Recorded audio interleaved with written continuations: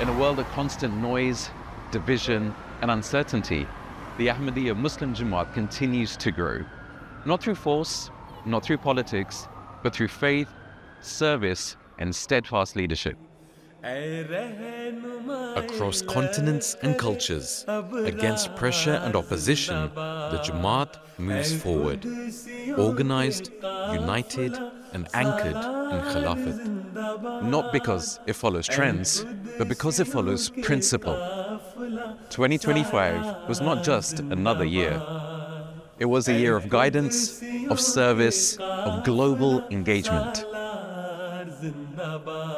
And at the heart of it all, from the busiest streets of the world to this place of prayer and guidance, stands Khilafat, steady, principled, unshaken.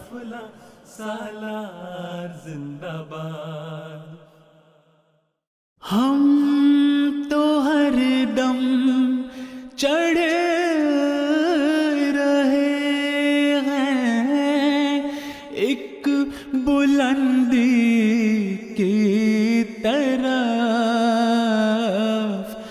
वो बुलाते हैं कि हो जाए नेहा हम ज़ेरे गाय।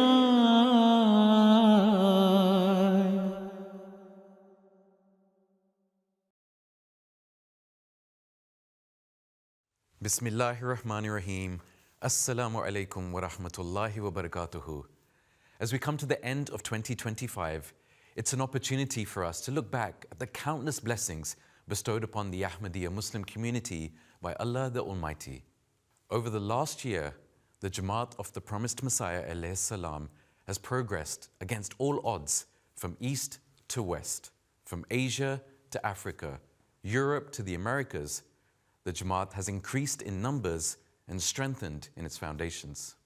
So join us for an exclusive look and inspiring insight into the progress of the Ahmadiyya Muslim community worldwide through the blessed guidance of Khilafat. The year 2025 will be remembered as a defining chapter in the era of Khilafat Ahmadiyya. A year in which long-term vision, sustained leadership, and scholarly depth converged, shaping the spiritual, intellectual, and organizational direction of the Jamaat worldwide. Across sermons, addresses, international gatherings, and personal meetings, guidance was delivered with clarity and continuity, guiding communities, institutions, and individuals. At the heart of all of it stood His Holiness Hazrat Mirza Masroor Ahmad Ayyadahullah Ta'ala bi Nasrihil Aziz. What follows is a snapshot of his engagements throughout the year. Weekly Friday sermons remained the primary source of guidance for millions across the world. In 2025, a historic scholarly journey reached its conclusion, the completion of the long-running sermon series on the companions of Badr and early Islamic history.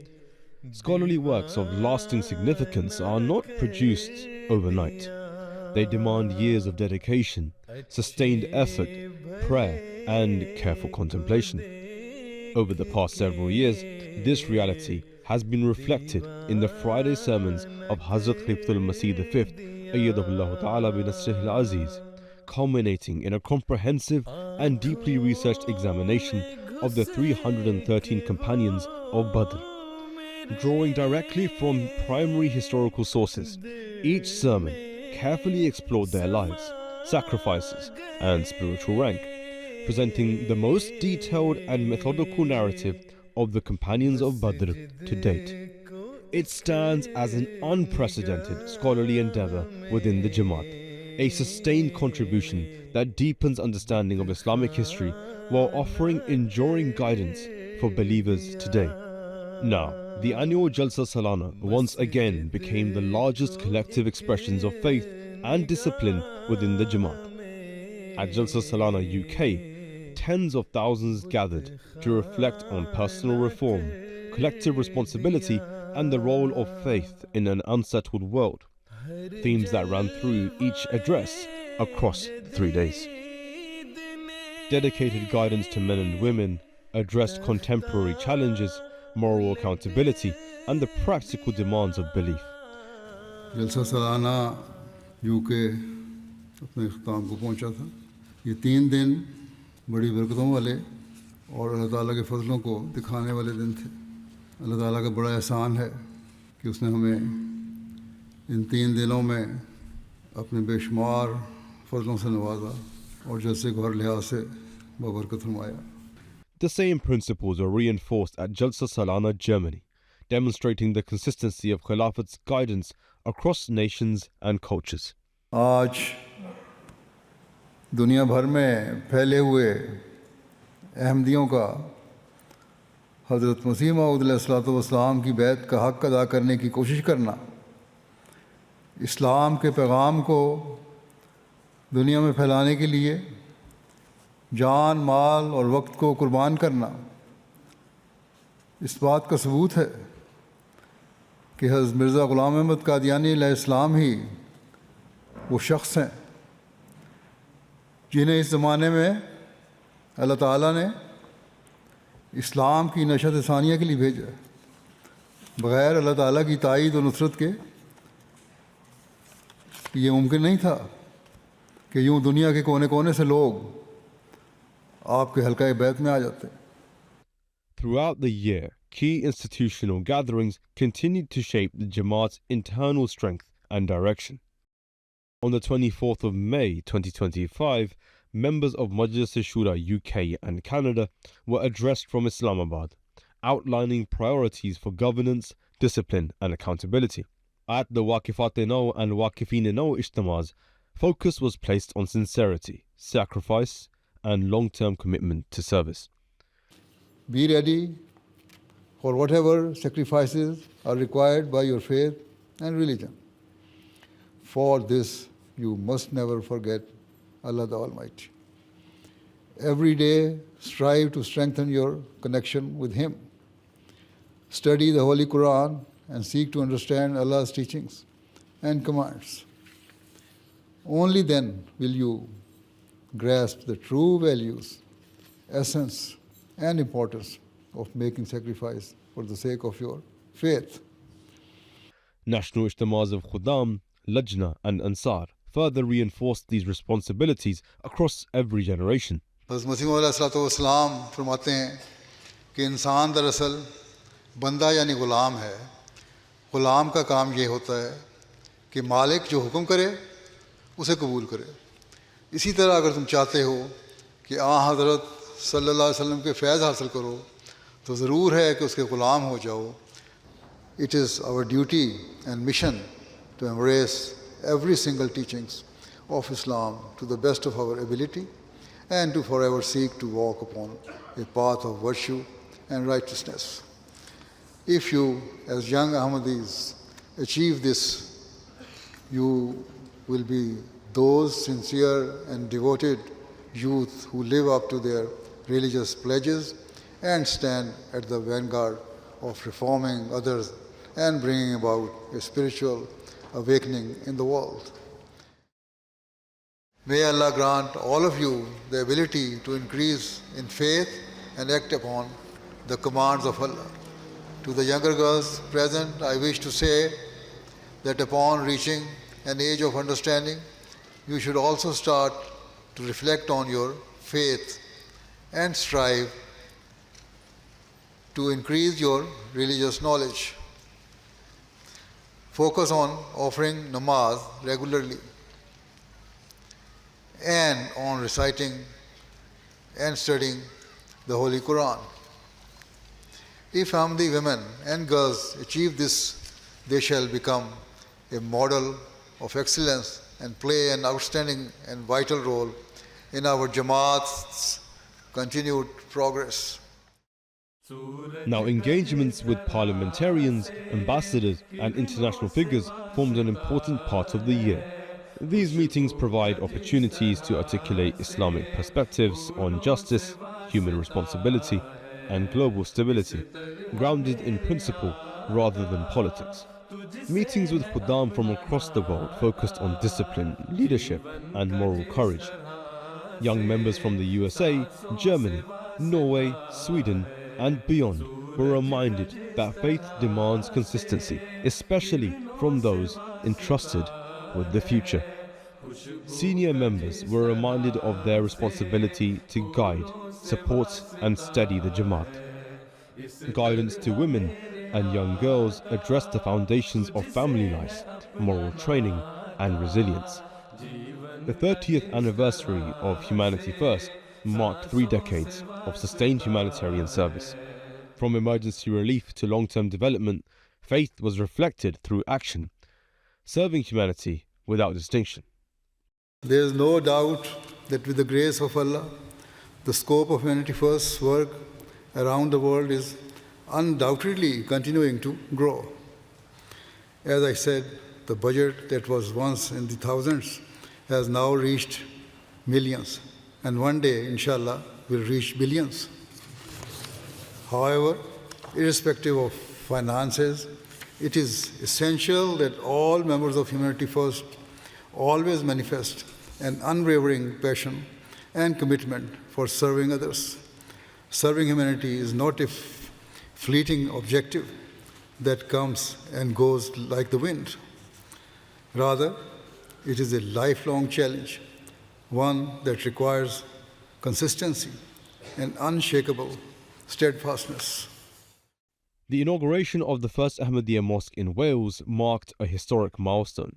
More than a place of worship, it stands as a permanent centre for community engagement and service. The opening of this mosque here, the Arim Mosque here in Cardiff, is a proud and historic moment, not only for your community, but for everyone in Wales who shares your commitment to diversity, inclusion, and community cohesion. The purpose of this mosque, like all true mosques, is to serve as a sacred place where people gather to worship Allah. Moreover, wherever we build a mosque, it also stands as a testament to our commitment to our neighbors and the local community. Meetings with departments and institutions, including MTA, Jamia, Al-Islam, and Humanity First, reinforced standards of professionalism, trust, and responsibility. The focus remained on long-term impact rather than short-term success. As 2025 comes to a close, the year stands defined by continuity, scholarship, and leadership. Through guidance delivered week after week, and across every level of the Jamaat, Khilafat continued to chart a clear course forward. May Allah continue to grant health, strength, and His support to Hazrat Khalifatul Masih V, ayyadahullahu ta'ala binasrihil aziz. Ameen. The Khalifa's words continue to inspire millions around the world, and the Central Press and Media Office of the Jamaat works tirelessly to amplify the message even further through various platforms such as television, radio, digital, and print. This past year, beloved Huzoor once again advised us to carry on networking and connecting with journalists. We not only conducted mosque tours on a domestic level in Bait al-Futuh, Masjid Mubarak, etc., but we also traveled to different countries, attended conferences, peace conferences, media conferences where we connected with journalists, be it in the Middle East or in Europe, in countries such as Greece and Portugal. And this enabled us to, widen our network, be able to spread the teachings of Islam. It also enabled us with the opportunity to invite people from all over the world to the Jalsa Salana and tell them more about what the Jamaat is about. Of course, whilst doing so, we also carried on with our campaigns of, writing, publishing articles, writing letters to editors, and this was during specific times of need, especially with the rise of Islamophobia that we have seen in recent years, where people have been pointing fingers at Muslims. So following Beloved Hazur's instructions, we responded to certain situations, certain allegations of Islam. Hazur actually specifically advised the Lajna team, the Lajna press team, to reach out to the media regarding the cousin marriages, which of course reached the parliament and created quite a lot of fuss in the media. And by following Beloved Hazur's instructions, we were able to secure an interview with BBC Radio 4 where Lajna gave a very beautiful rebuttal to certain allegations regarding the matter. And again, this is all thanks to the blessings of Khilafat, thanks to the blessings of that direct communication and the instruction that we received from Beloved Hazur. A ban on cousin marriages in a democracy where we value and prize freedom and personal autonomy would hinder and cause an unnecessary interference in personal freedoms and infringe on the autonomy of our population and fuel prejudice. You've got already packed quite a lot in there. Leading up to Jalsa, we were planning on how to maximize our media coverage and trying to strategize different things.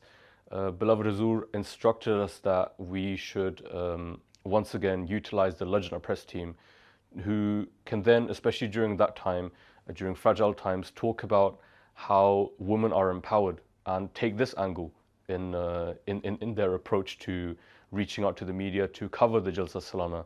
And in doing so, there was a lot of coverage regarding the hijab. We conducted a poll as well, which received a lot of coverage.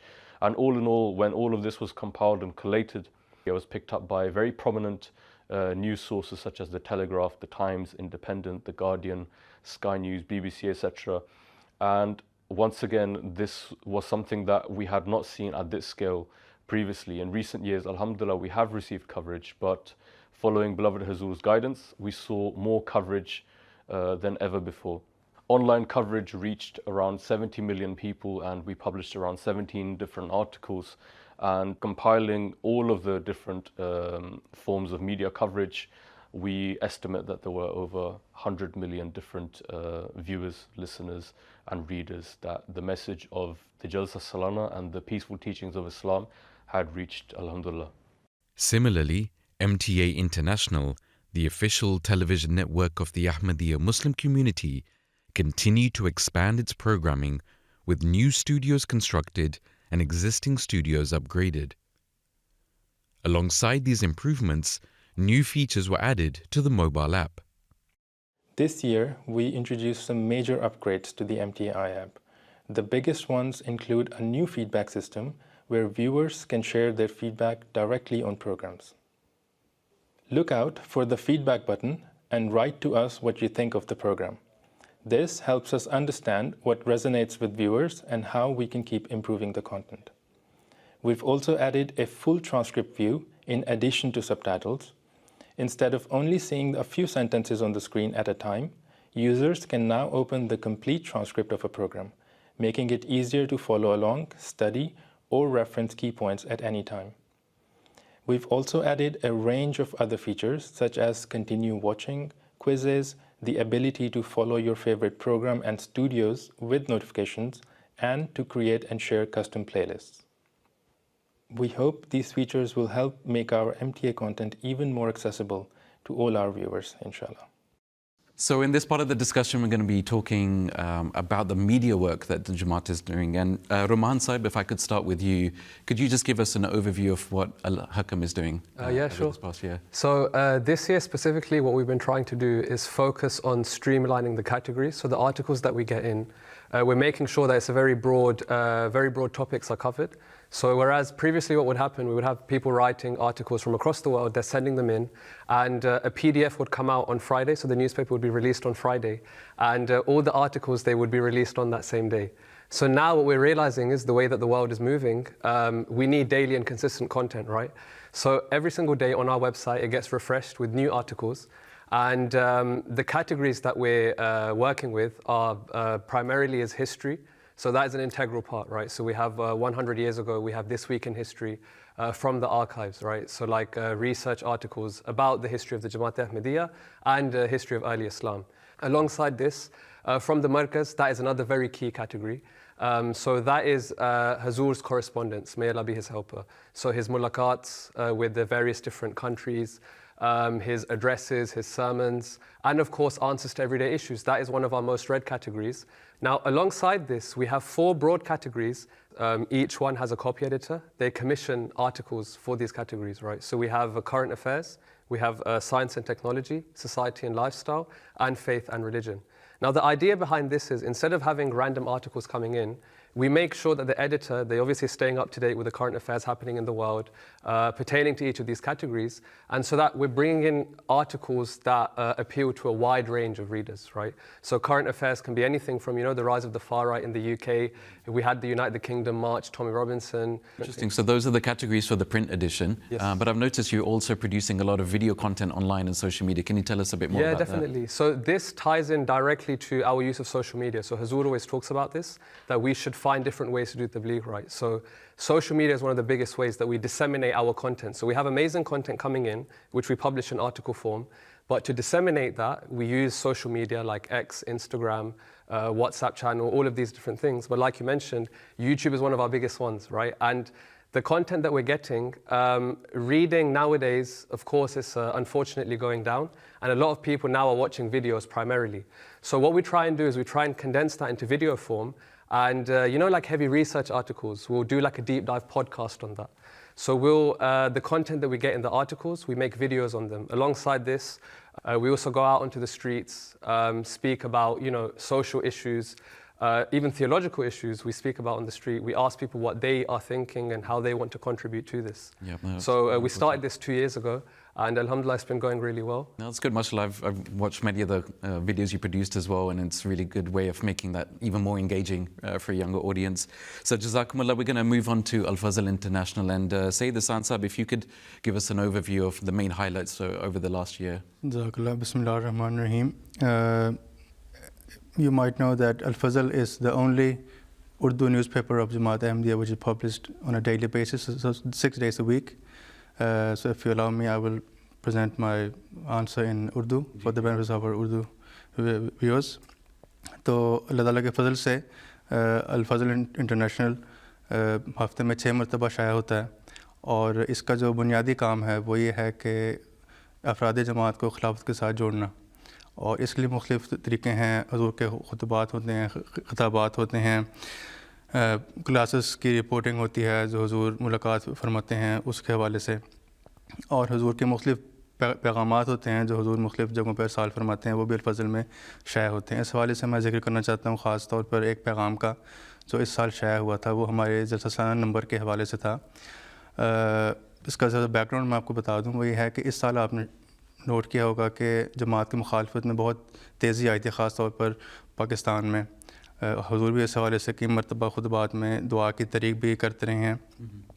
तो उस हवाले से हमने एक ख़ास number शाया किया था जिसका जो था मौजू था कि ये दर्द रहेगा बन के दवा, तुम सब्र करो वक्त आने दो, इलाही सिलसिलों की मुखालफत और मुमिनीन की ज़िम्मेदारियाँ।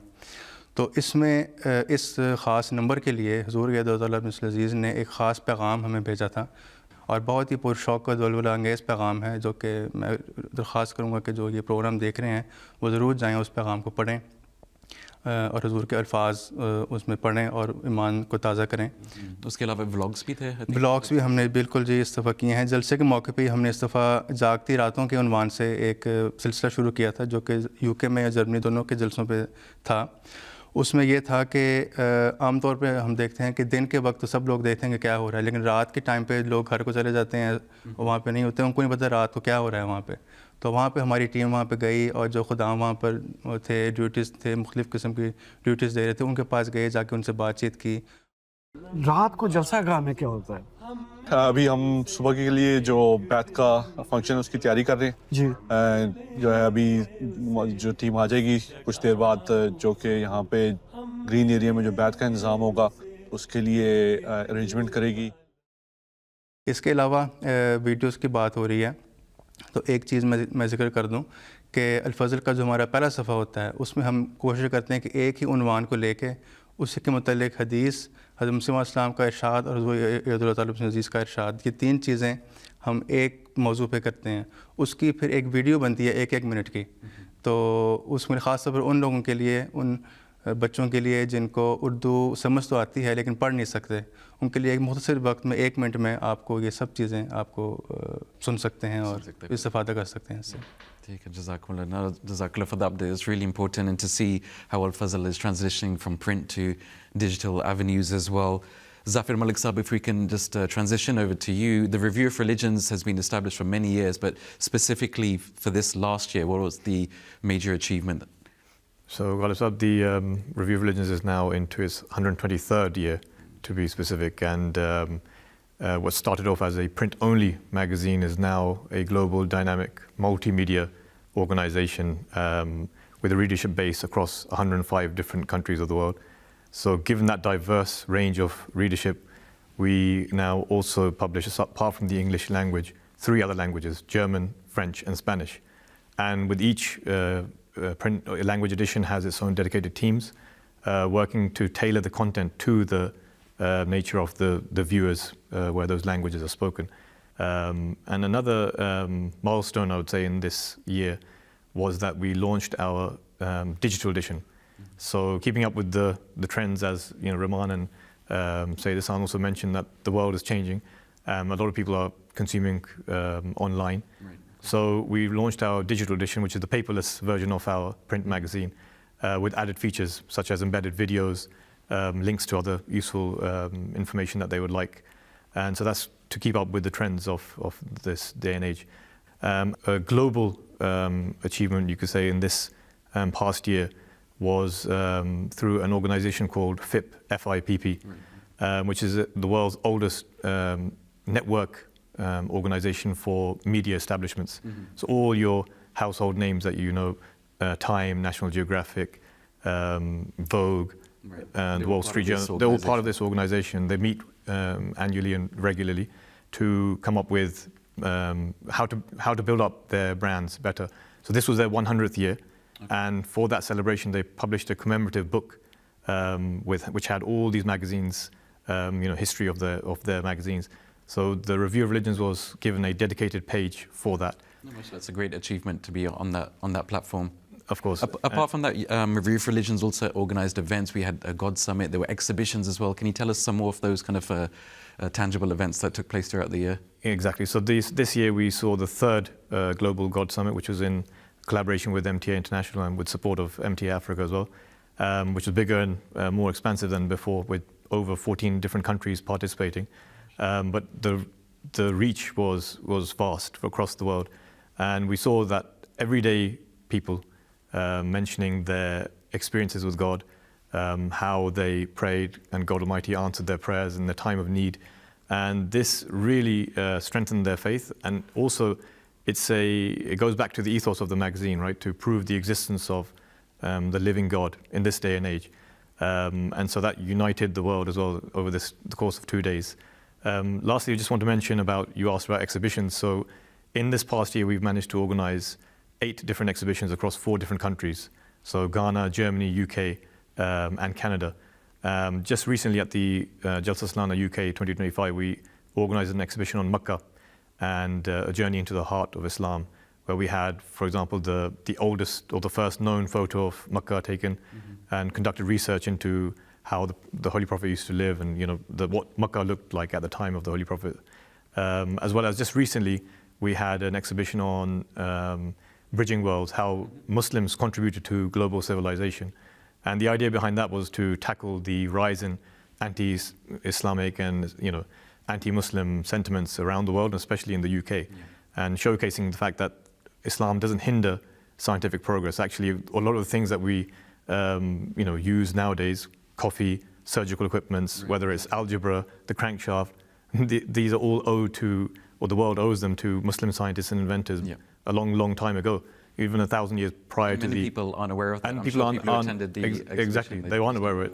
And just the highlight of that exhibition was the blessing and the honor that Hazrat Amir al-Mu'mineen gave us, where gracing us with his presence at the exhibition. Amazing. That's so important. The best way to break down barriers is to educate people through love and through knowledge. And the Review of Religions now is becoming a platform for those kinds of discussions. So now we're going to speak to Qamar Suleiman Saab. He's the Director of Engineering for Al-Islam, and he's joining us from Montreal in Canada. Assalamu alaikum, Qamar Saab. Assalamu alaikum, Ghalib Saab. Thank you for having me. Jazakallah for joining us. Could you give us an overview of some of the highlights of the work that Al-Islam has been doing over the last 12 months? So alislam.org is the official website of the Ahmadiyya Muslim community, and our mission as given to us by beloved Hazur Ta'ala bin Aziz is that Al-Islam has to become the largest reference site for all the Islamic content on the internet. So we are actively pursuing this mission in the year 2025 as well. In this regard, we have one of the most advanced Quran platform on the internet. At the moment, it works on web, on iOS, and on Android devices. It's very powerful, very accessible, and people can read Quranic verses, they can listen. There are many translations available. We have recently added Bangla and Swedish, and on each and every verse, we have options to provide tafasir and commentaries as well. And beloved Hazur, in his recent mulaqat with Khuddam, actually mentioned how easy and powerful these features are and how people should benefit from it. In addition to that, in our Quran ecosystem, we also have an app called Ayat Search. And in this Ayat Search app, the users can search through their voice. And you can just say anything on the app, and it will find you verses just by using your voice. So this is actually possible because of one of the most advanced search engines that we have. And in our search engine, we've been adding additional capabilities, which includes AI. So now users have the options to go to the settings and turn on a search assistant. And if you turn on the search assistant and go to the search bar, any topic, any concept, or even partial concept you have in mind, you can just type it there and we'll find verses for that topic and concept. So this, the whole AI work that we've been doing, we've been expanding it on the various areas of our of Al-Islam, especially towards our new digital library. So our new digital library is a place where we have more than 1,500 books of Jamaat, includes all the works of the Prophet Muhammad in Urdu, in English, and we have recently added Arabic as well. We plan to add German and French to that platform as well. So in that platform, where we have around more than 500,000 pages of Islamic content, we have exposed that content so that AI can read it. So what this means essentially is that any user who would be going to ChatGPT or Perplexity or any other AI platform and would be asking about Islam, AI has access to all of the content of our pages with the references back to Al-Islam. So our goal essentially is to make AI Ahmadi so that people can go through AI and reach Al-Islam and the true Islam. Making AI Ahmadi, that's an amazing phrase to conclude our discussion on. Jazakallah Qamar Saab there, who was joining us from Montreal in Canada, and Jazakallah to my esteemed guests who joined me here in the studio. Every day, thousands of letters reach Hazrat Khalifatul Masih V, Ayyadahullah Ta'ala bi Nasrihil Aziz, from across the world. Prayers, questions, guidance, and personal matters written in dozens of languages. Alongside this, sermons, publications, broadcasts, and official guidance are produced for a truly global Jamaat. Ensuring this constant connection are the Jamaat's translation desks and scholarly offices, working with precision and deep responsibility, so that the voice of Khilafat is conveyed accurately and its message reaches hearts across the world. Now, alongside the desks, Wakalat Tasneef and Tasneef Tarsil published and distributed Jamaat literature worldwide, dispatching over 170,000 books to 48 countries, supporting Quran exhibitions in 89 countries, and helping reach millions globally through libraries, book fairs, and free distribution. At the center of this scholarly work stands the International Translation and Research Department, which this year completed the full English translation of Sahih al-Bukhari, a historic achievement reflecting years of rigorous research and verification. Hazur said start with the translation of Sahih al-Bukhari and its commentary.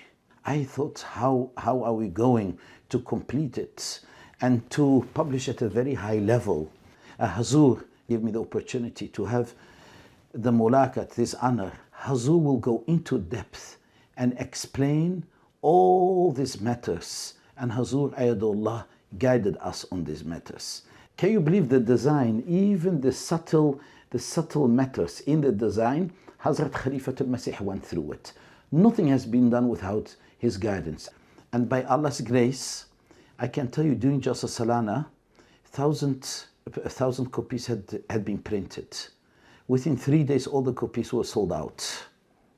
And volume 2, we are engaged with volume 2 and committed to volume 3. And we hope, inshallah, this will be published during Jalsa Salana 2026. And I can tell to everyone, as long as person works hard, prays to Allah, attach him to Khalifa of the time, and gets guidance, then Allah will enable him to publish books which even the non-Ahmadi Muslims will envy. Welcome back to the studio. As you've seen, the Jamaat plays a key role in rendering services to the Holy Quran.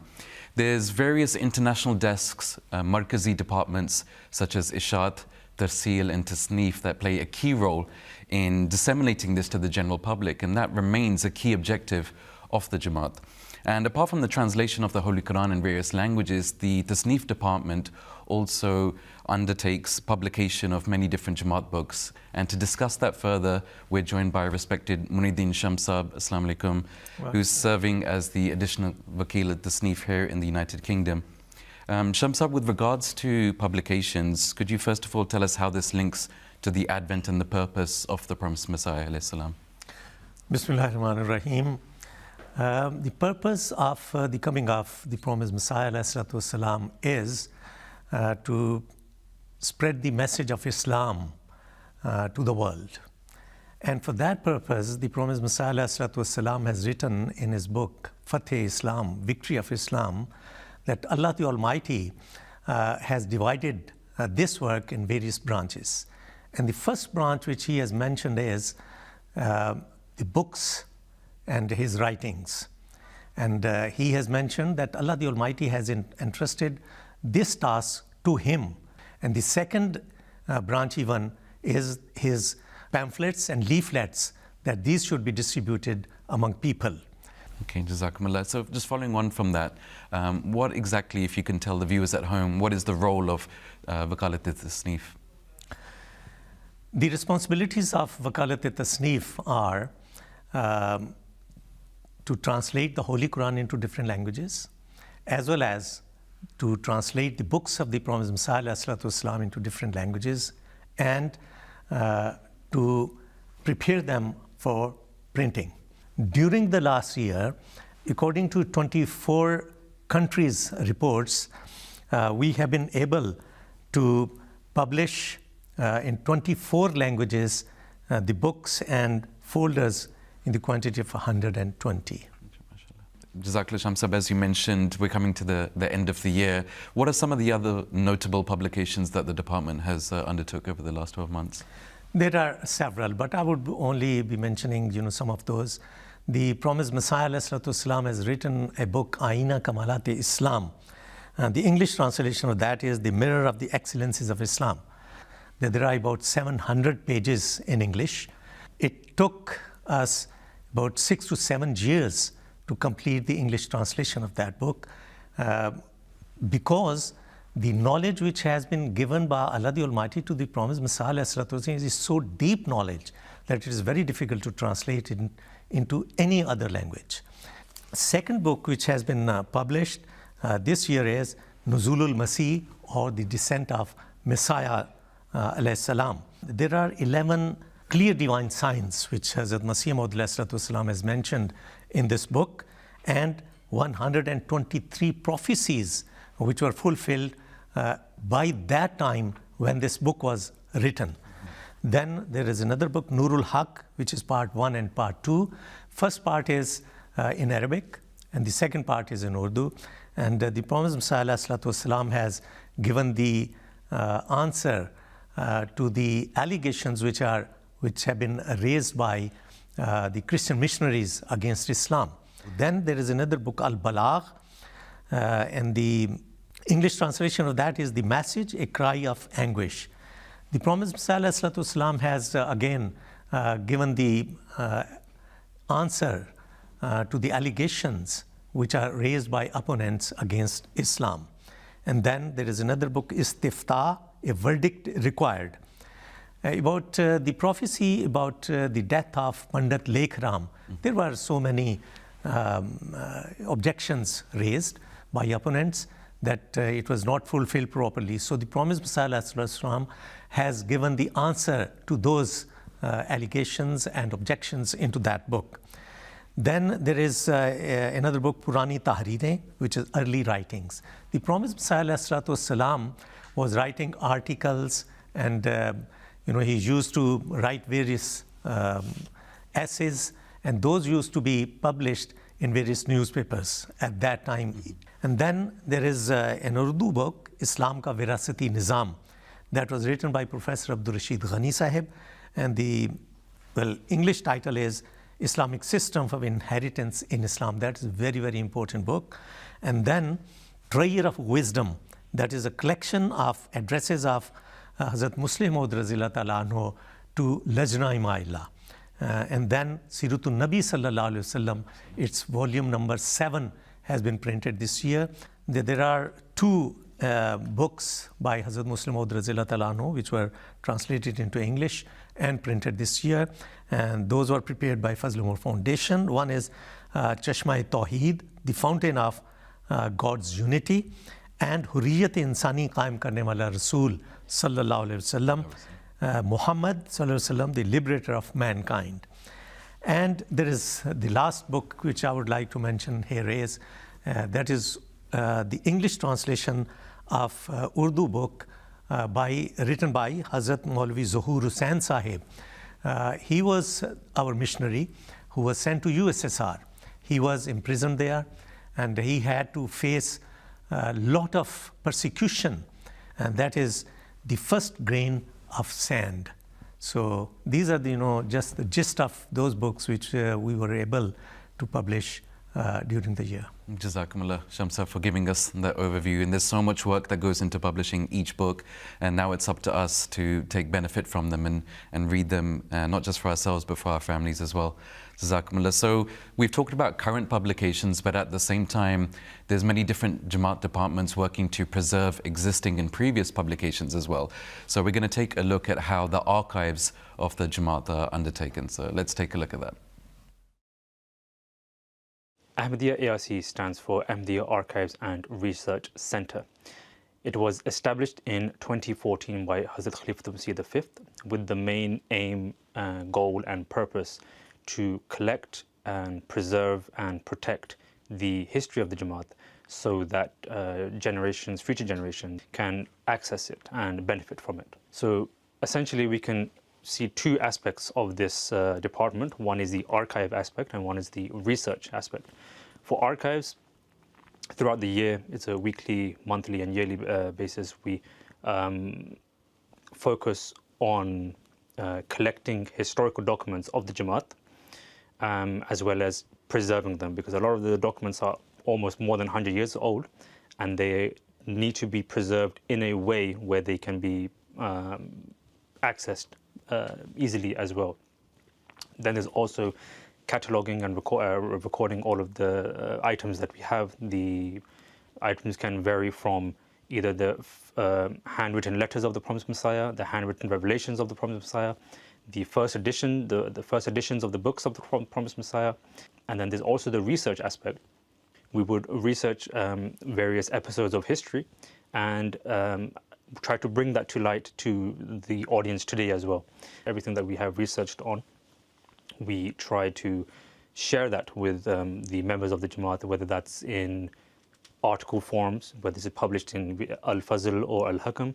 One service that we provide for the Jamaat is the Tabarrukat service, which is a lot of members of the Jamaat around the world may have various items, and the Ahmediyya Archives and Research Center provides this service where we help members of the Jamaat, whether if they have any tabarrukat at home which they need help in preserving, we lend our hand and we help them in any way which is possible. Archives does not take any ownership of the item. We just help to preserve it and give it a longer life, so that again it's easily accessible and future generations can also access it as well. Now the main question which I'm sure everyone is thinking, that how do we present that to the Jamaat other than articles and other than publishing it in various periodicals? That is the exhibitions that we have throughout the year, and our main exhibition that we have is during Jalsa in UK. This year we had a model of Rabwa, the entire structure of the town, of how it was in the early days, and a lot of the people would come and they would reminisce and they would see this is we've been here as well. And we also had the first edition of Braheen Ahmediyya displayed as well, along with the various handwritten revelations of the Promised Messiah. So this is a newspaper that the Ahmediyya Archives and Research Center was able to track down and find. This is dated 16 November 1924. And this is the year when Hazrat Muslim Maud came and laid the foundation stone of Fazl Mosque, and the main trip was of course the Wembley Conference of Living Religions. And on the front page we have the photo of Hazrat Muslim Maud leading the prayer at where is now Fazl Mosque. So you can see that the press was very much involved with the daily activities and everything that Hazur was doing over here. So this is the fascinating part of the history, actually seeing something of 1924, of that time, how someone in 1924 would have seen the newspaper. It really puts it into perspective. You begin to really appreciate the history of the Jamaat even more, knowing that we were at the forefront wherever we went. At the time of the Promised Messiah, there was a companion, Hazrat Mufti Muhammad Sadiq Sahib. He would write letters to the Promised Messiah and would ask if there was any new revelation that the Promised Messiah had received. And the Promised Messiah would then mark that letter and reply back with any revelation that he had received. So as you can see over here, so it's Bismillah ar-Rahman ar-Rahim. And then Hazrat Mufti Muhammad Sadiq Sahib is addressing the Promised Messiah, Hazrat Aqdas, and then you see the reply, or the handwriting of the Promised Messiah is this one over here. Everything that we did this year had one purpose: to make sure that the history of the Jamaat was preserved with excellence and shared with dignity. When the world speaks about the spread of Islam Ahmadiyyat, the story often focuses on Africa, Asia, or South America, regions where the community is rapidly expanding. But this year, some of the most innovative, methodical, and impactful tabligh efforts have come from the developed world, from the digital battlegrounds of the United Kingdom, to the structured town-by-town outreach of Germany, and to the creative, community-embedded approaches in the United States and Canada. This year, tabligh in the West has made an unmistakable mark. Hazur says, convey the message to the largest number of people you can in the United States of America. Regardless of whether they heed the message, respond to you or not, you have the duty of conveying. This is what we are taught, this is what Allah told Hazrat Rasul Pak to do, this is what all the messengers are told to do. So that's the driving force, to try and get the message across. So we did this once by having billboards all across the country. We had some 10 or 12 of these huge, massive 48-foot billboards to convey the message, and those billboards, when we had them in Times Square, they themselves ended up giving us an opportunity to get news stories based on what we were trying to do. And those news stories went all across the globe in different languages and so on. Germany के अंदर ये scheme है, ये हज़ूर अक़दस ने पूरी दुनिया के लिए ये स्कीम लॉन्च की थी, जिसमें हज़ूर अक़दस ने ये फरमाया था कि आइंदा 10 सालों में, ये 2009 की बात है, तमाम मुल्क जो हैं अपनी 100% आबादी तक पैगाम पहुंचा दें। फिर साथ ये भी हिदायत फरमाई थी کہ ہر سال اگر آپ 10% آبادی تک پیغام پہنچاتے جائیں گے تو 10 سال میں انشاءاللہ یہ مکمل ہو جائے گا. پھر ہر سال اس کے لیے جو ہمارے جو شہر تھے وہ تقریباً 80,000 سے زائد چھوٹے بڑے شہر ہیں جرمنی میں، جن میں چھوٹے گاؤں بھی ہیں، قصبے بھی ہیں، دیہات بھی ہیں. ان میں 10 سال کے اندر ہر ویکینڈ پہ اوسطاً 200 سے 250 ٹیمیں جاتی تھیں، جو کہ تقریباً 2 سے 3 لاکھ فلائر ہر ویکینڈ پہ تقسیم کرتے تھے. لیکن صرف فلائر کے ذریعے نہیں کیا اس کو، چونکہ یہ ضروری تھا کہ پیغام صحیح طریقے سے لوگوں تک پہنچے. وہاں پہ تبلیغی سٹال لگانے شروع کر دیے، پھر وہاں پہ تبلیغی میٹنگز کرنی شروع کی، پھر وہاں کے جو میئر سے ان کے ساتھ ملنا شروع کیا. اس طریقے میں ہم 10 سال میں ایک علاقے میں کم از کم 7 دفعہ گئے تاکہ اس آبادی تک جو پیغام جو پوری طرح پہنچ سکے. What Canada does differently is basically we have this Join Islam campaign. We have this website, joinislam.ca, and anyone who is looking to join Islam can go to the website and contact us, and we sit down with them and we have a conversation. And in some cases, we get converts from those conversations. We have two platforms, the True Islam and the Rational Religion. These both platforms have been launched by Hazrat Khalifatul Masih Ayadahullah in 2018. The Rational Religion focuses on atheism, tackling atheism. The True Islam, Hazrat defines its objective. It is, to focus on contemporary issues, but as well to focus on those allegations against the Holy Prophet ﷺ and the allegations against Al-Masih al-Maw'ud alayhi salatu wassalam. We had in the UK, just recently, 3.5 months, we had 70 bay'ats. And last year, I think it was around, for UK, maybe 210 bay'ats. We started a recent campaign or a recent initiative. It's called Become a Muslim Online.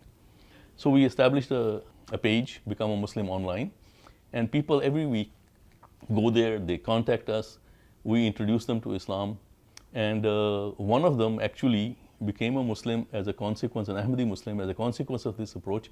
And when Hazrat Khalifatul Masih came here, he was one of those people who was the new Ahmadi who was sitting in front of him. We also have Islamic Heritage Month that is very unique to Canada, and this is a recognized month in Canada that celebrates Muslim contributions to society.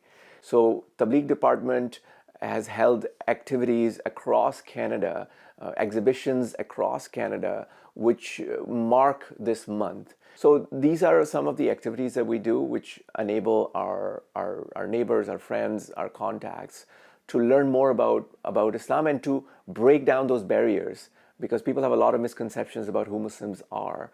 And so these kinds of activities give them an opportunity to learn more about Islam and how the Muslim community functions. Welcome back to the studio. So throughout this program, by the grace of Allah, we've been hearing accounts of how the Jamaat has been progressing throughout the year. We've talked about the different publications and different media platforms that are being utilized. And by the grace of Allah, those efforts have reaped results. And thousands of people around the world every year have been joining the Ahmadiya Muslim community. And that's what we're going to be talking about in this segment of the program. Here in the studio, I'm joined by respected Aziz Bilal Sahab. Assalamu alaikum. He's serving in the additional Wakalat-e-Tabshir here in the UK. And we're also honored to be joined by two guests from Africa. We have respected Sayyid Ahmed Sahab, who's the National Sadr of Congo-Brazzaville, and also respected Khalid Mahmoud Sahab, who's serving as the National Emir for Congo-Kinshasa. So Jazakallah to all of our respected guests for joining us. Bilal Sahab, let's just start with an overview for our viewers. Can you tell us some of the facts and figures about the new members of the Jamaat over this last year? Yes, Jazakallah, absolutely. First of all, Jazakallah for having me in the program. We believe that the Holy Prophet, Hazrat Muhammad sallallahu alaihi wasallam, foretold about the latter days that it would be a time when the true spirit of Islam would be faded away from the earth, and it would be Allah Ta'ala would send the promised Messiah alayhi salatu wasalam and Mahdi who would again revive the teachings of Islam in the world. So let me give you some of the figures. These are only 1 year's figures, just a snapshot. During the year 2024 and 2025, more than 250,000 people joined Ahmadiyyat, and these are from 111 countries over the world and over 500 different backgrounds. So this diversity shows us that the people are coming from all over the world, from different backgrounds, different ethnicities, and different nationalities. During the year, we established 356 new jamaats, and these jamaats were established in 1,529 new locations. 134 mosques and 86 mission houses were built or acquired. We now have over 9,500 mosques all over the world, that is apart from Pakistan. We have more than 1,200 central missionaries, Muballighin, working throughout the world, and that is outside Pakistan. I'm not taking the figures of Pakistan. And more than 3,500 muallimin who are working worldwide. Everyone knows about MTA International. Apart from that, we have 27 radio stations who are airing the message of Islam throughout Africa, and we have 4 radio stations in Europe as well. This is just a snapshot of 1 year progress, and just imagine the scope, the scale of advancements and success that we are enjoying over the years. MashaAllah, it's truly inspirational. Jazakallah for that overview. Now we're going to go to our guests we're going to start with the respected Sayyid Ahmed Saab in Congo, Brazzaville, who's serving as the national Sadr there. Muhtaram Sayyid Saab, Assalamu alaikum. Wa alaikum assalam wa rahmatullahi wa barakatuh. جی محترم سعید صاحب، جیسے آپ جانتے ہیں کہ اس سال جلسہ سالانہ UK پہ حضور انور اید اللہ تعالیٰ بن نصر العزیز نے جلسہ کا خطاب میں بیان فرمایا تھا کہ دنیا کے سب سے زیادہ بیعتیں کانگو برازاویل سے تھے. تو اس حوالے سے اگر آپ ہمیں کچھ بتا سکتے کہ وہاں پہ کون کون سے پروگرامز، تبلیغی پروگرامز سال بھر میں کیے جاتے ہیں. جزاکم اللہ حسن الجزا. اللہ تعالیٰ کے فضل سے حضور انور ایدہ اللہ تعالیٰ بن نصر العزیز نے 2005 میں یہاں پر مشن ہاؤس کھولنے کی اجازت مرمت فرمائی تھی، اور خاکسار 2005 میں جون 2005 میں یہاں آیا تھا، اور اللہ تعالیٰ کے فضل سے حضور انور ایدہ اللہ بن نصر العزیز کی دعاؤں کی بدولت 2007 میں یہاں پر ہماری رجسٹریشن ہو گئی تھی. اور اس کے بعد پھر باقاعدہ ہم نے یہاں پر دعوت اللہ کے پروگرام بنا کر، ٹیمیں بنا کر مختلف ملک کے مختلف علاقوں میں بھیجی تاکہ زیادہ سے زیادہ جلد سے جلد جماعت احمدیہ کا پیغام اس ملک میں پہنچ سکے. تو جہاں بھی اللہ تعالیٰ کے فضل سے ہم مشن ہاؤس کھولتے ہیں، اس علاقے میں جو بھی ذریعہ ہمیں میسر آتا ہے، خواہ وہ ٹی وی ہو، لوکل ٹی وی ہو، یا ریڈیو ہو، یا نمائشوں کے ذریعے، ہم پوری کوشش کرتے ہیں کہ ہر فرد تک جماعت احمدیہ کا پیغام پہنچ سکے. اور اللہ تعالیٰ کے فضل سے معلمین اور مبلغین اور داعیان بڑی محنت سے گھر گھر جا کر یہاں پر لوگوں کو جماعت احمدیہ کا پیغام پہنچا رہے ہیں. اور چونکہ ان کے لیے ایک نیا میسیج تھا، تو یہی جانتے تھے کہ دوسرے مسلمان کیا کہتے ہیں. تو جب ہم نے ان کے ساتھ بات کرنی شروع کی، ان سے ساتھ مناظرے کرنے شروع کیے، تو ہمیں یہی دلیل دیتے کہ نہیں، دوسرے مسلمان تو اس طرح نہیں کہتے. تو پھر ہم یہی جواب دیتے تھے کہ بھئی جب دوسرے مسلمان وہ آن سلم کی پیشگوئی کے مطابق وہ ڈیوائز ہو چکے ہیں، انہوں نے اصل جو اسلام کی تعلیم اس سے ہٹ چکے ہیں، تو آج جس نے اصل اسلام کی جو اہمیت پیش کی ہے وہ تو حضرت مرزا غلام احمد قادیانی علیہ الصلوۃ والسلام ہیں، جو پیشگوئیوں آن سلم کی پیشگوئیوں کے مطابق مسیح اور مہدی ہو کر آئے ہیں. تو آج اصل جو اسلام کی تصویر ہے وہ جماعت احمدیہ پیش کر رہی ہے.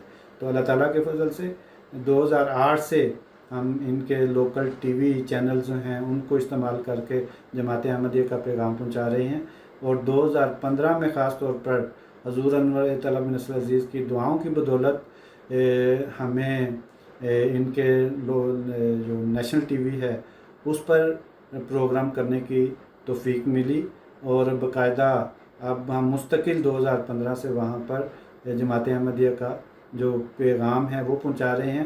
اس سے پہلے ہم نے کئی دفعہ کوشش کی تھی کہ ہمیں بھی نیشنل ٹی وی پر موقع ملے، ٹائم مل جائے، اور وہ ہمیں یہی جواب دیتے تھے کہ دوسرے مسلمانوں کا چونکہ یہاں پہ آلریڈی پروگرام چل رہا ہے تو ہم دو پروگرام مسلمانوں کو نہیں دے سکتے. تو اللہ تعالیٰ کے فضل سے پھر حضور طلب نسل عزیز کی دعاؤں کی بدولت پھر 2015 میں انہوں نے ہمیں اجازت دی اور باقاعدہ ہم ان کے ساتھ اب ایک جرنلسٹ کے ساتھ وہ پروگرام ہر اتوار کو کر رہے ہیں. اور اس کی بدولت اللہ تعالیٰ کے فضل سے نہ صرف عام لوگوں تک جماعت احمدیہ کا پیغام پہنچ رہا ہے بلکہ ان کی اتھارٹیز تک جو سیکورٹی کے ادارے ہیں یا پولیس کے ہیں یا فوج کے ہیں یا منسٹر وغیرہ ہیں, سب تک اللہ تعالیٰ کے فضل سے اب جماعت احمدیہ کا پیغام پہنچ رہا ہے اور اس کی فیڈ بیک ہمیں ملتی ہے. اور جب ہم ان سے ملتے ہیں تو وہ ہمیں کہتے ہیں کہ ہم آپ کا پروگرام سن رہے ہیں. اب اکثر جب دوروں پہ جاتا ہے, دور دراز علاقوں میں جاتا ہے, تو وہ فوراً پہچان لیتے ہیں کہ آپ وہ ٹی وی پہ آتے ہیں جو جماعت احمدیہ کا پیغام پہنچا رہے ہیں. تو دور دراز علاقوں میں وہ ہے جو سنتے ہیں. جی جزاک اللہ. معذرت چاہتا ہوں ہمارے پاس اتنا ٹائم نہیں ہے, لیکن بہت بہت شکریہ, یہ خاص اللہ تعالیٰ کا فضل ہے. اب ہم چاہتے ہیں کہ محترم امیر صاحب خالد محمود صاحب سے بات کرتے ہیں کونگو کنشاسا سے. السلام علیکم. السلام علیکم ورحمۃ اللہ وبرکاتہ. جی امیر صاحب, آپ ہمیں یہ بتا دیں کہ وہاں پہ کونگو کنشاسا میں نئی جماعتوں کی قیام کے لیے کیا کام ہوتا ہے اور جماعت احمدیہ کے پودے آپ وہاں پہ کیسے لگاتے ہیں؟ جو آپ نے مجھ سے سوال کیا ہے اس حوالے سے سب سے پہلے تو یہ بتا دوں اللہ تعالیٰ کا بڑا احسان ہے کہ 2025 میں حضور انور اللہ تعالیٰ بن عزیز نے اعلان فرمایا کہ کونگو کنشاسا میں ہمیں 100 سے زائد جماعتوں کے قیام کی توفیق ملی ہے.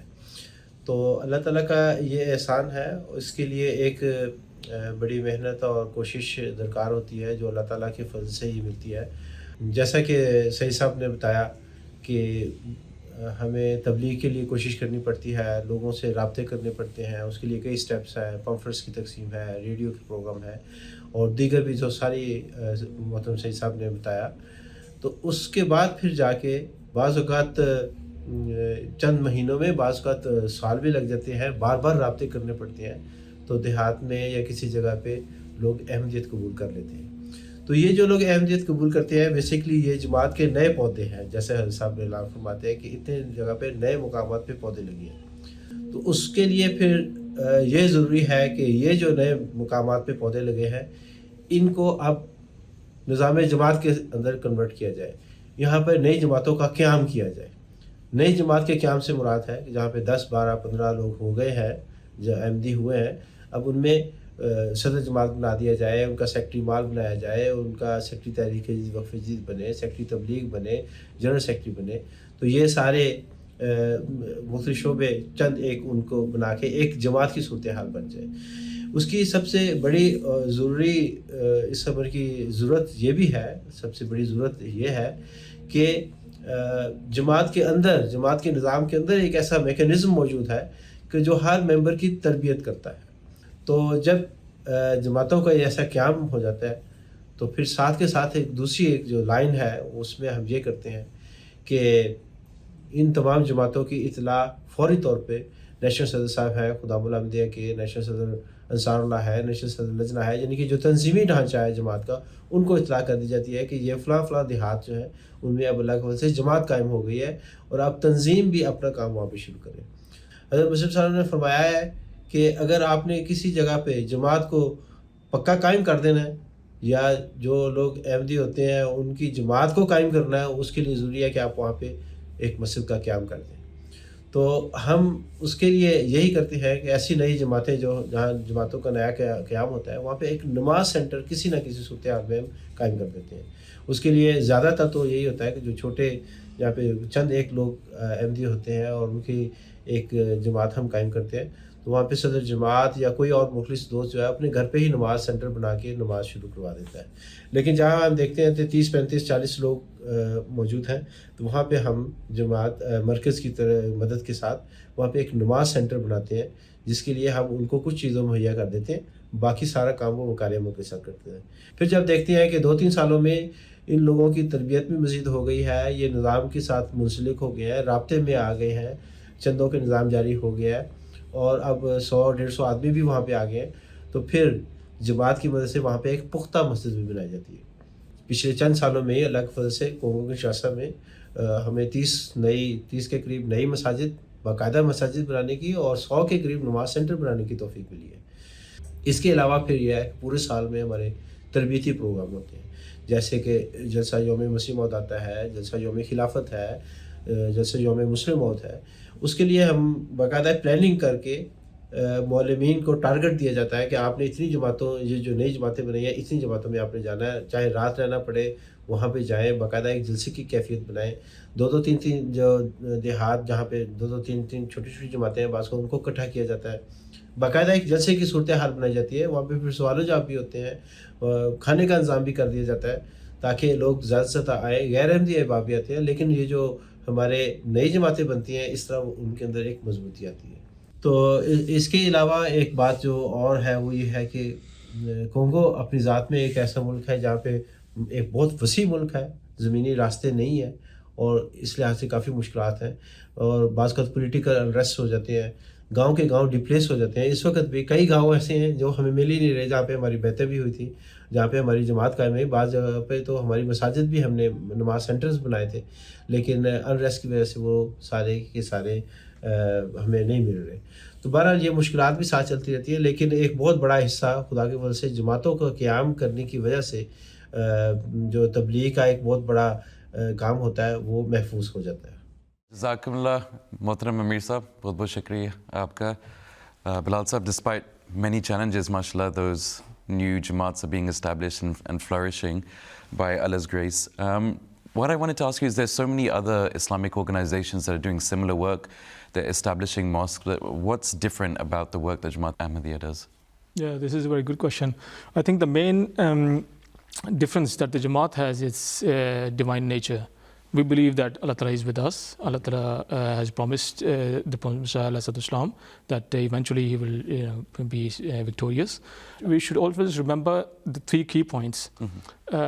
First and foremost of these is that the promised Messiah, when started this mission, he was all by himself. He was all alone. He himself said, "मैं था गरीबो बेकसो गुमनाम बेहुनर, कोई ना जानता था कि है कादियाँ किधर." That I was poor, I was devoid of any worldly influence, and no one even knew where Qadian was. And even then, after 136 years, Islam Ahmadiyyat has expanded to 214 countries of the world. So this is the first thing that we should keep in mind, that when it was started by only one person. The second thing that one should remember, that right from the onset of Jamaat, there has been severe persecution of Jamaat. The opponents of the Jamaat has not left any stone unturned to stop the message of Islam. And not only in the life of the promised Messiah, but throughout the history, we see that the governments raised against us, and they declared us non-Muslims. Exactly. And they introduced such laws that to curb the voice of Islam Ahmadiyyat. But we see that this persecution and this opposition is continuing till now. And only this year we suffered loss of 4 Ahmadi Muslims who were martyred in Pakistan just for being an Ahmadi. So right from the front till today, we are facing severe opposition from opponents. The third thing that one should remember is that this Jamaat is self-driven. We do not have any influence, we do not have any political affiliations, we do not have any reserves or any wealthy banks. All what we have is the humble and heartfelt contributions from the Ahmadis around the world. The contributions not in terms of only financial contributions, but the dedication, the devotion of their time, and even their lives for the sake of Islam Ahmadiyyah, to spread the message. The only force that is behind this success of Jamaat is undoubtedly Khilafat Ahmadiyyah. And this is what the Prophet Messiah also prophesied. And throughout this century-long time, Khilafat Ahmadiyyah has united millions of hearts worldwide under the one leadership and spiritual leadership. And by the grace of Allah, the presence of Jamaat is in 214 countries, and they all work like single body under the guidance of Khilafat. So this discipline, this unity, and this spiritual bond that we have with Khilafat Ahmadiyyah, this is the real secret behind the success of Jamaat Ahmadiyyah. And we are seeing this, we are seeing the results. And I would like to sum it up in a very beautiful quotation from the promised Messiah. He said, "Thus, had this undertaking been the work of man, it would certainly have been obliterated by their strenuous efforts. Can anyone furnish an example where such intense endeavors were directed against a false claimant, yet he was not ruined, rather he advanced 1,000-fold? Is this not then a magnificent sign that those very efforts were made so that the seed once sown might perish from within and leave no trace upon the face of the earth? Yet the seed sprouted, swelled, and became a tree. Its branches spread far and wide, and now the tree has grown so vast that thousands of birds find repose upon it. So this is the time that we are seeing right now. And inshallah, a time will come when Islam Ahmadiyya will inshallah be the only representative of Islam in the world. Jazakumullah. We're so fortunate that we're able to witness this happening in front of our very eyes every year. Allah Ta'ala blesses the Jamaat in many ways. You've mentioned the Jamaat is now spread over 214 countries. And so as we conclude this segment of the program, now we're going to look at what impact the Jamaat is having across the world, not only from a religious aspect, but from a humanitarian as well. So let's take a look at those highlights. In November 2023, the worldwide head of the Ahmadiyya Muslim community, Hazrat Mirza Masroor Ahmad, may Allah be his helper, established the International Human Rights Desk because of the escalating persecution faced by Ahmadis. Our focus and mission is to shed lights and fight for the rights and freedom and the dignity of the members of the community. One of the notable achievements of the department, by the grace of Allah and the guidance of His Holiness, the department attended the United Nations Human Rights Committee session in Geneva, where the desk was able to give its observations or a statement at an international stage and show and highlight the issues faced by the Ahmadis, from the denial of their civil and political rights, but also how this is impacting their civil rights and civil life. In March 2025, we launched the annual persecution report at the Royal Holloway in London. This persecution report was delivered as a lecture to the attendees, primarily to people or students and to external stakeholders who are working in this field in the human rights, to show and highlight the persecution and issues faced by the community globally. And also there was a video shown to those attendees which highlighted what the situation of Ahmadis are in Pakistan. The desk in June 2025 this year, in collaboration with the members of the European Parliament, launched this annual persecution report, where several lawmakers attended, the policymakers attended the event, and the head of the department highlighted the key denial of our civil rights and also highlighted the specific event of Eid al-Azha 2024 last year, where the Ahmadis were denied the celebration and also denied their civil rights. Recently, the department has had the opportunity to also attend the United Nations Minority Forum in Geneva. The Minority Forum focused specifically on civil and political rights, and it was held in Geneva, where the head of the department had the opportunity to give a statement to the forum and to the Special Rapporteur of Human Rights. And in this statement, he highlighted the grave escalation of persecution faced by Ahmadis, not only in Pakistan, but also in Bangladesh and around the globe. And I think that was a good opportunity at a world stage for the department to set out what the current situation is, and one of the key things which we achieved last year. In Pakistan, the state denies Ahmadis the right to identify as Muslims, to call our places of worship mosques, or to even use the language and expressions of Islam. Ahmadis are denied dignity in life and increasingly in death. Ahmadi graves are desecrated, funerals are blocked, and the dead are refused space in cemeteries. The International Human Rights Desk is committed to advocating for the rights of Ahmadis around the globe. And by the grace of Allah, and under the guidance of His Holiness Hazrat Mirza Masroor Ahmad, may Allah be his helper, will continue to strive for the rights of Ahmadis around the globe. And we won't stop until all Ahmadis around the globe have received all their civil rights and the rights they deserve as human beings. The worldwide Ahmadiyya Muslim community continued its mission in 2025 of spiritual development and service to humanity. All branches of the Jamaat, whether young or old, male or female, took steps to serve their local communities, not just for recognition, but as acts of faith. One notable milestone achieved in 2025 was the 30-year anniversary of Humanity First, which was commemorated with a special international conference held in London. Delegates attended from around the world to discuss new strategies and share best practices. The highlight of the event was the concluding session held in Islamabad that was graced by the presence of Hazrat Khalifatul Masih V, may Allah be his helper. So there are phases of development. In the earlier years, we were disaster relief, and we were trying to wrap our hands around the disaster relief area. Then there more areas of need were identified, different expertise were identified, but there's still a lot of need to grow. There's still a lot of space to grow. And as the world is changing right now, politically, from climate perspective, in many different ways, we realize that Humanity First has a lot bigger role to play. So that's why we keep expanding our countries, we keep expanding our teams, we keep investing in different types of needs as they arise. I mean, to this day, I really believe with all my heart, it's one of the most beautiful things in the world for one human being to help another human being.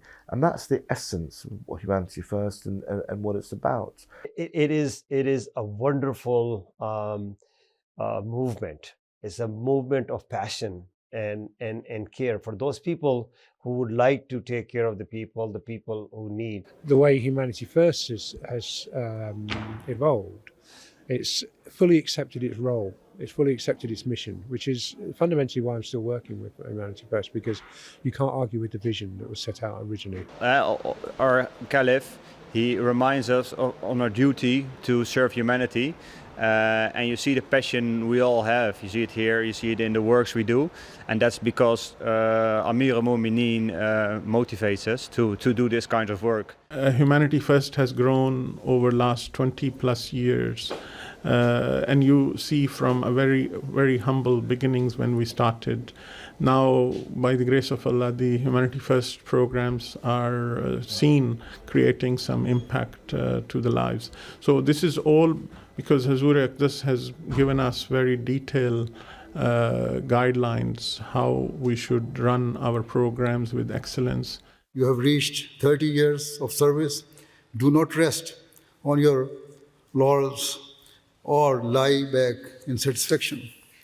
Instead, always look forward. Now is the time to plan for the next 3 decades. Now is the time to develop a clear vision for the future and to set ambitious goals. Now is the time to take Humanity First to the next level. Welcome back to the studio. We've just seen a glimpse of some of the inspirational humanitarian work that the Jamaat is doing all around the world. And just to continue on from that theme, I'm joined by 2 guests here in the studio. First of all, we have Sahil Mahmood Sab. Assalamu alaikum. Sahil Sab is currently serving as the office in charge for Majlis Nusrat Jahan. And also we have Fazl Ahmed Sab. Assalamu alaikum, welcome to the program. Fazl Sab is currently serving as the Director of Operations at Humanity First International. Sahil Sab, if I could just start with you first. We have many different organizations such as IAAE and Humanity First that are doing humanitarian work. But for our viewers at home, could you give a bit of explanation on what Majlis Nusrat Jahan is and how it caters to humanitarian needs? Assalamu alaikum. So Majlis Nusrat Jahan is a scheme initiated by Hazrat Khalifatul Masih Salis. And this scheme came about during Hazur's tour to West Africa in April 1970. And when Hazur reached London, Hazur announced the scheme in May in 1970, in which Hazur mentioned that he had, whilst he was in Gambia, he had received heavenly guidance from God Almighty that he should start some sort of humanitarian projects in Africa. So for this, God Almighty guided Hazur that we should arrange for £100,000 from the community, from the Jamaat, and we should spend that money into Africa, and we should make schools and hospitals so that we can serve the humanity there. So from the 1970s to now in 2025, as we come to the end of the year, what are some of the notable achievements that the department has been able to undertake? So alhamdulillah, by the grace of Allah, and currently we've got 43 clinics that are currently running. Some are small, some are big, so large hospitals. We've got dental surgeries, we've got eye clinics that are working within the hospitals. We currently have 2 clinics that are currently in progress. It's under construction right now. And these are really small clinics. They're 10 to 20 beds each.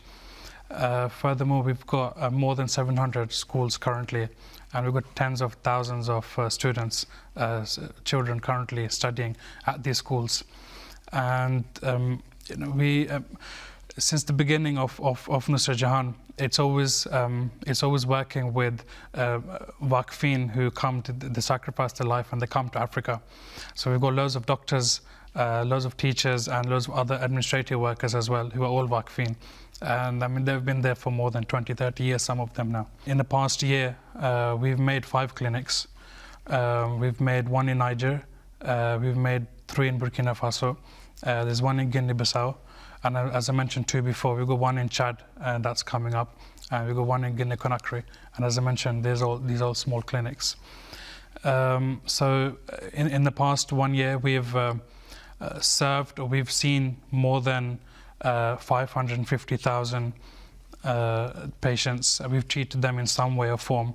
Thank you, Jazakumullah, for that overview, and it's amazing to see the work that's been happening through Majlis Nusrat Jahan over many decades. And Fazal Saab, just turning to you, Humanity First has just completed its 30th year. Can you give us an overview of some of the main projects that you've been working on? Jazakallah. Humanity First, when it started, we started very small. The funds that we had were small, and to be honest, we were all volunteers. We didn't know the first thing about humanitarian work. We've learned over 3 or 4 decades that, we started off with activity, like in medical, we would have doctors who would go out, they have holiday, they would run a clinic. But actually, we've turned that around to now we've built 11 hospitals and clinics. We have 2 mobile eye surgery units running. And instead of just running clinics when people have time, we have local indigenous teams and we're training them. And this is like a sadaqah jariyah. So rather than let's say a surgeon going out and doing 10 surgeries while he's on holiday, he trains a local clinician. That person in their lifetime will do 50,000. It's an amazing transformation. So healthcare is one area, and this year, alhamdulillah, our NASA Hospital in Guatemala in Zacatepec has expanded. We've increased the facilities there. We needed to reach out to rural communities, so we've built an urgent care centre in Chimaltenango, which is about 40-50 kilometres west of Guatemala City. We've now set up a pharmacy service there that's supporting not just our hospital but surrounding hospitals. We opened our Rahmat Hospital in Yogyakarta in Java in Indonesia. We are getting close to opening our new Masroor Centre for Healthcare in Ivory Coast, in Yopo-Angesco. So these are just examples, but in our recent conference, Hazur guided us, like Nusrat Jahan, to also focus on smaller clinics, but in the most rural areas, so that we can treat basic conditions and then refer patients to specialist centres if we need to. So that's just one example. You're investing a huge amount of money into larger projects, but then if you invest in smaller projects, you have more of an effect on the ground, right? You can reach many more people rurally, and those are people who, we've seen that in places like Guinea-Bissau, where they haven't seen a doctor for 10 years. In Burkina Faso, if we're in Dori, they often haven't seen a doctor for 15 years. And, you provide them with that. What we can really do remotely is if we can discover conditions, if we can triage a patient and say they have this condition, they have an early onset cardiac condition or oncology, we can refer them to a specialist hospital. But in the same way, education is very big, and both education and vocational training, we've now built 100 schools, and we have a target to reach 150 in the next 5 years. But it's not just the schools, we're focusing on the quality of the schools, the quality of the teaching. So increasingly we'll be looking at teacher training to improve the quality of education, vocational training. You know, at various stages we've worked on 56 vocational training centres, and you know, we started off with IT, and over the last few years, thankfully, you know, our local teams are very, very good. Because we've had over 70,000 graduates to certificate or diploma level in our vocational training. One area I want to come to, as we're looking back at the last year, unfortunately the situation in Gaza is still ongoing in terms of humanitarian crisis. And what kind of work has Humanity First been doing on the ground to alleviate the situation there? So Huzur referred to this as well, our local team, because you can't get anyone in and you can't get anyone out, they're trapped there. But our team have been amazing. They've suffered incredibly, but they've sacrificed. They have made sure that children, schools not even open, every school has been destroyed. So we're providing ad hoc education. We've provided shelter, tents for entire families. Hundreds of tents that we've deployed. We've provided water information. We have water tankers, mashallah, going in every week in Khan Yunis, Rafah, different parts of the Gaza Strip. We're providing food, we're providing clothing. So we've done our best, and it's the local team, alhamdulillah, who've done that. And actually, with Huzur's prayers, things that should be impossible, they are achieving. Jazakallah for giving us that overview. There's so many projects we could talk about, but unfortunately time is against us. So Fazal Ahmed Saab from Humanity First International and Sahil Mahmood Saab from the Nusrat Jahan Scheme, Jazakallah for joining us. Jazakallah to the viewers as well. We're coming to the end of our program, and talking about humanitarian work, it just reminds us that this is a key part of our faith, to not only fulfill the rights of our Creator, but also the rights of the creation as well. So as we come to the end, we're going to have a look at the final concluding overview of the progress of the Jamaat over this last year.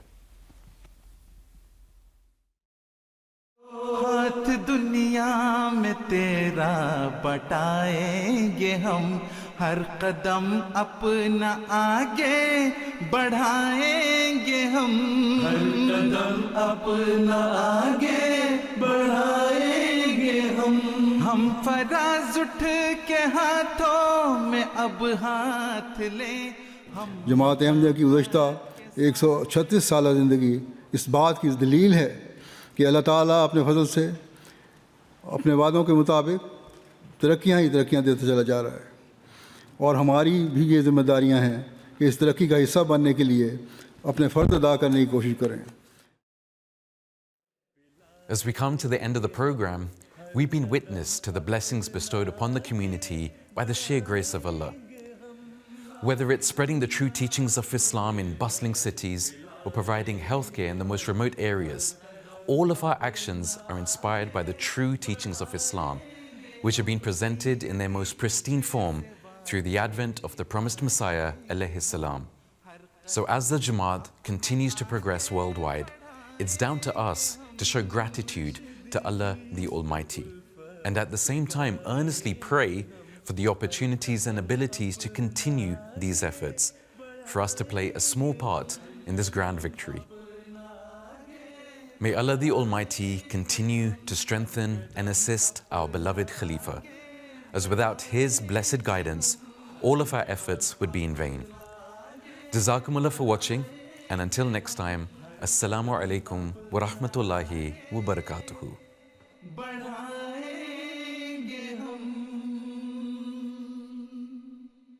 हम तो हर दम चढ़े रहे हैं एक बुलंदी की तरफ